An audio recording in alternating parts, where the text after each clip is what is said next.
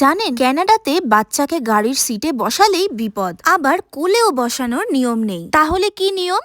না, বাচ্চাকে গাড়িতে ট্রাভেল করানোর সময় অবশ্যই কার সিটে বসাতে হবে। আর বাচ্চা মানে একদম নিউবর্ন বেবি থেকে 9 বছর বয়স পর্যন্ত কার সিট ব্যবহার করার স্ট্রিক্ট রুল রয়েছে কানাডাতে। আর মজার বিষয় হলো, কানাডাতে হসপিটালে বাচ্চা জন্মানোর পর হসপিটালের রুমের ভেতর সদ্যজাত শিশুকে কার সিটে বসিয়ে তবেই হসপিটাল থেকে ডিসচার্জ করা হয়, মা বা বাবার কোলে করে নয় কিন্তু। আর বাচ্চাকে গাড়িতে কোলে বসিয়ে বা সিটে বসিয়ে যাওয়া তো একদমই অ্যালাউড নয়। যদি সেরকমটা কেউ করে তবে তার প্রায় 1000 কানাডিয়ান ডলার পর্যন্ত ফাইন হতে পারে, মানে প্রায় 60,000 টাকা। আর ড্রাইভিং লাইসেন্সও বাতিল হয়ে যেতে পারে। নিউবর্ন বেবিকে কার সিটে বসানোর কথা ভেবে প্রথমে আমরা ঘাবড়ে গেলেও তারপরে রিসার্চ করে দেখলাম এটা কিন্তু একদম সায়েন্টিফিক এবং সেফ। তাহলে দেখা হচ্ছে নেক্সট ভিডিওতে। এখনকার মতো বাই বাই।